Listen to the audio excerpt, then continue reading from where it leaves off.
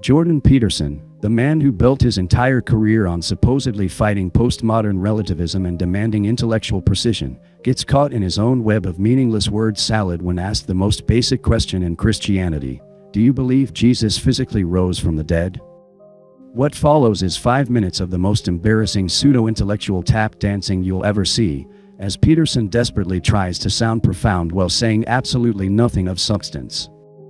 This is a masterclass in how to grift an entire religious community while refusing to commit to their most fundamental beliefs. I have no dog in this fight. I'm not a Christian. Yeah. But I know that a lot of Christians are frustrated when they begin asking about Jesus, who's a much more physical entity. Right? It's a real human being. It's someone of flesh and blood. It's someone who's physically crucified by the It's a Romans. very different question. It's a very different question. And then is seen as a physical entity, at least according to the canonical tradition, by his disciples after he died. Yeah. So when somebody asks you, do you believe that that happened?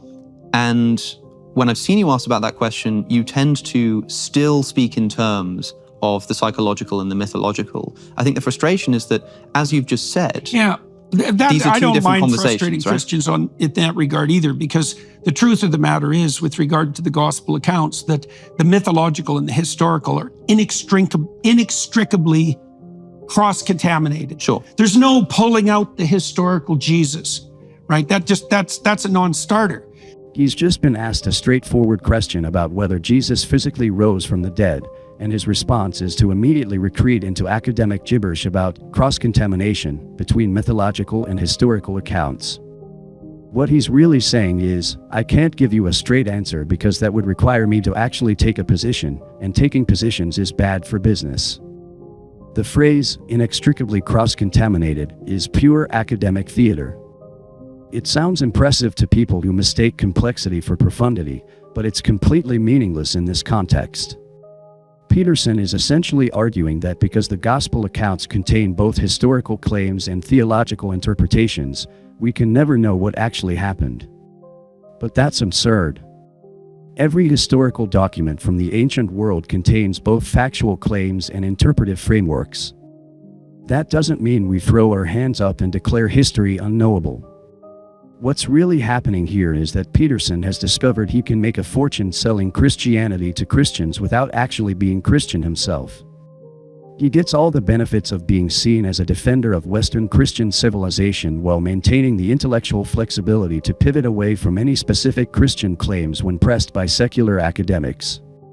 It's the perfect grift. Religious people think he's one of them. Secular people think he's too smart to actually believe this stuff, and Peterson laughs all the way to the bank. And why that is, I don't know. It's very mysterious. It's very hard to understand, as are the, let's say, the accounts of the resurrection. Okay, so what do I think about that? Well, I think that denying the historical reality of Christ I think that's just a fool's errand. Of course. I don't know why anybody would bother with it. So a man exists called Jesus. We have that much. Now, there's a claim that is attributed to Christ that he is the embodiment or the incarnation, the fulfillment, let's say, of the prophet and the laws. Yes. I think that's true. Peterson starts by affirming the historical reality of Christ, which sounds like he's taking a strong position, but then immediately clarifies that he's only talking about the existence of a man named Jesus. That's not a controversial claim. Most serious historians, including non-Christian ones, accept that a historical figure named Jesus existed in first-century Palestine. But then Peterson does something fascinating. He says he thinks it's true that Jesus is the embodiment of the prophet and the lost. What does that even mean? The prophet and the lost? This isn't standard Christian terminology. It's Peterson's own invented phrase that sounds vaguely biblical but commits him to absolutely nothing specific.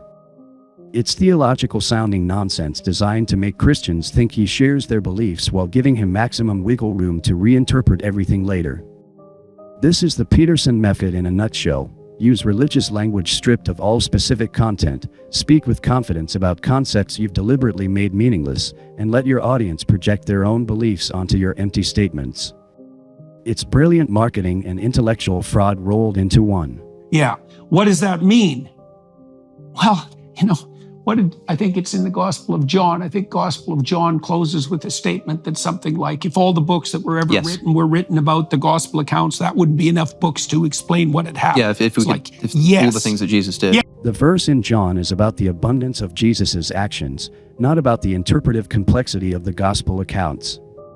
Peterson is taking a simple statement about Jesus doing many things and somehow turning it into support for his theory that the Gospels are infinitely interpretable and therefore impossible to understand literally. It's a complete non sequitur that only works if you're not paying attention to what he's actually saying. This kind of sloppy biblical interpretation is typical Peterson. He drops biblical references to sound authoritative, but he consistently misuses them to support points they don't actually make.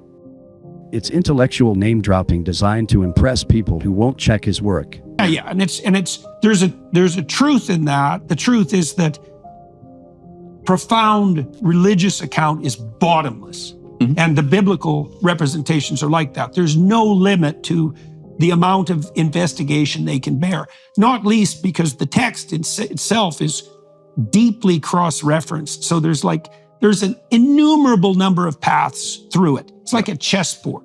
And so it's inexhaustible in its interpretive space. That's true. And that's a problem too, because it means it's also susceptible to multiple interpretations, including potentially competing interpretations. This is where Peterson's massive hypocrisy becomes impossible to ignore. This is the same man who made his career attacking postmodern academics for their supposed relativism and their refusal to acknowledge objective truth. Peterson became famous by arguing that postmodernists use interpretive complexity as an excuse to avoid making truth claims about reality. But look what he's doing here. When pressed about Christian truth claims, Peterson immediately retreats into pure postmodern relativism. The text has inexhaustible interpretive space and is susceptible to multiple interpretations. This is exactly the kind of thinking that Peterson claims to oppose when it comes from literature professors, but suddenly it's profound wisdom when it helps him avoid taking a position on the resurrection. Peterson built his brand on the idea that there are objective truths that transcend cultural interpretation, that some interpretations are simply better than others, and that intellectual cowardice disguised as sophistication is destroying Western civilization. But the moment someone asks him about his own beliefs, he becomes the worst kind of postmodern relativist, hiding behind interpretive complexity to avoid making any definitive truth claims. The cognitive dissonance is staggering.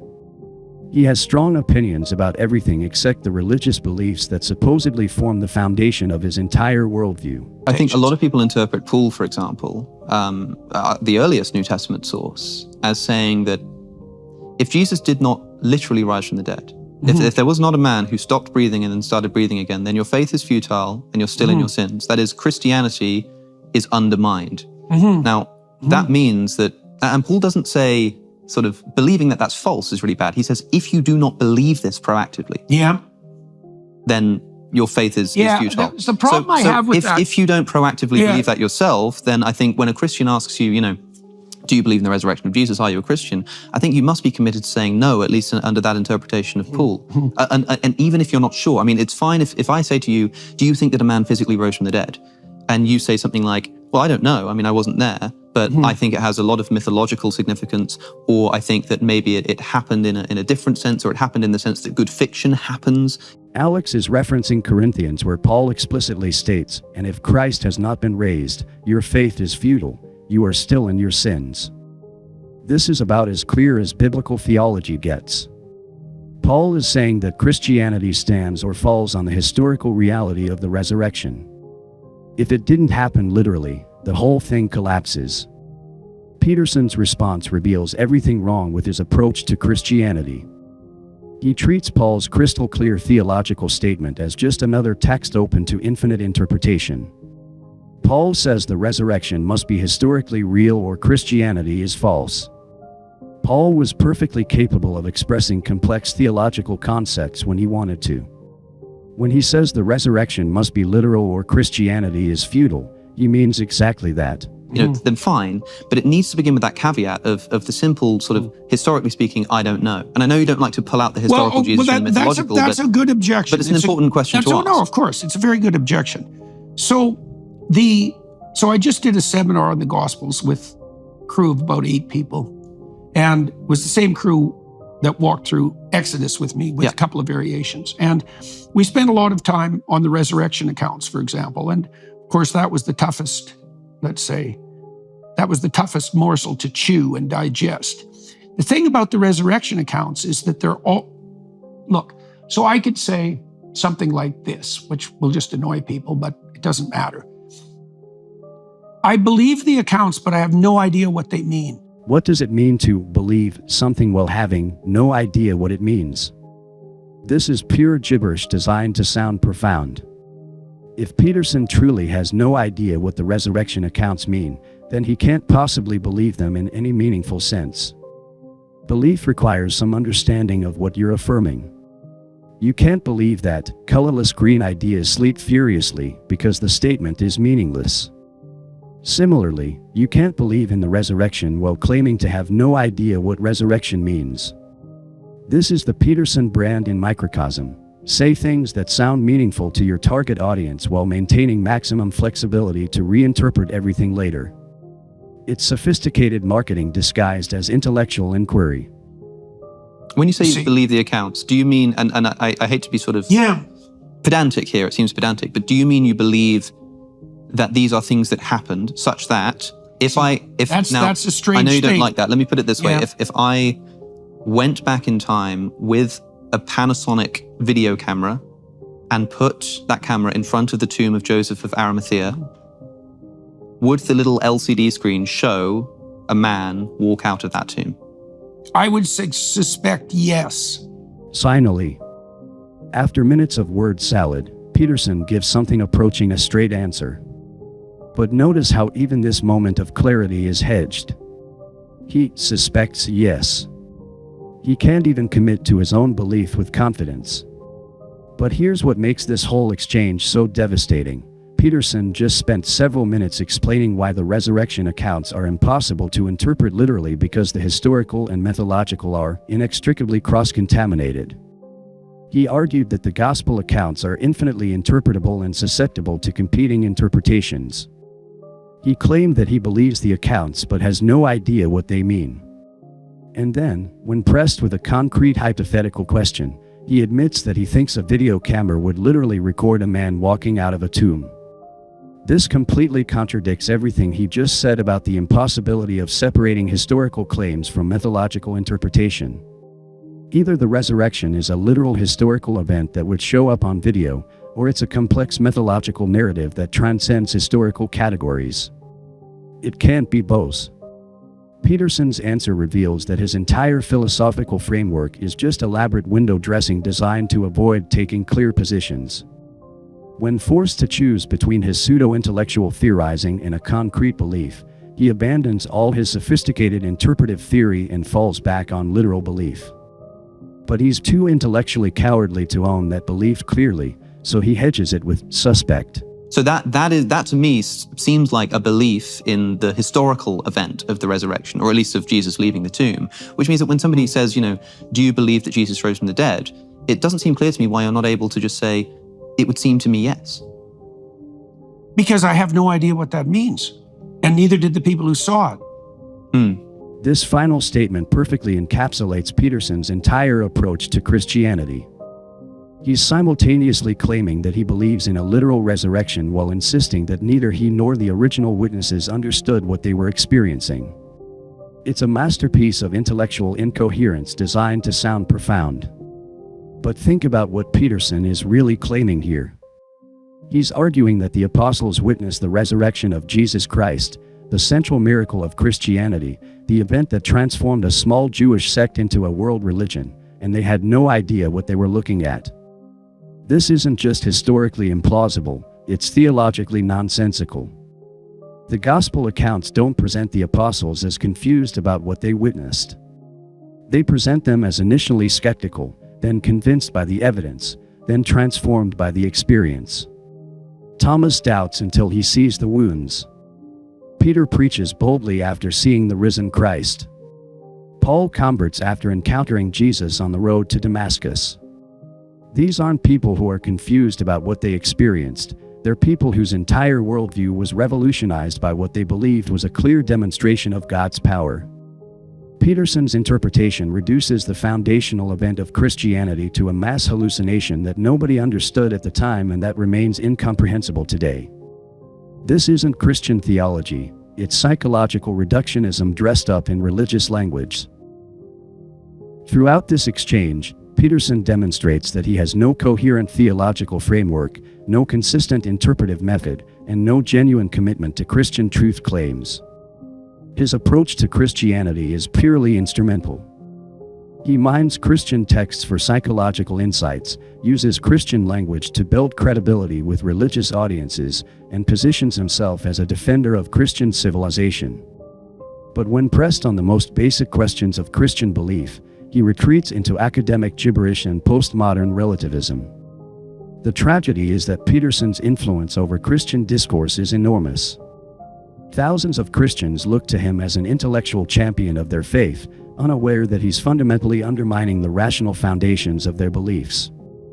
Peterson teaches Christians to be embarrassed by the historical claims of their faith and to hide behind interpretive complexity rather than defending the coherence of Christian truth claims.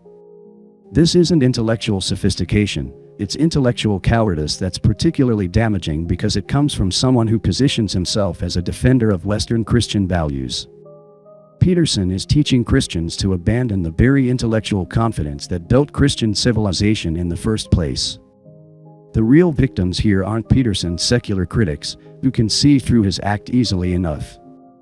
The real victims are the Christians who have been seduced by his pseudo-intellectual approach to faith and who are learning to be ashamed of the historical claims that form the foundation of their beliefs. Peterson is inoculating Christians against their own theology while convincing them that he's strengthening their faith. This is why Peterson represents such a dangerous force in contemporary Christianity. He's not an honest atheist who challenges Christian beliefs directly.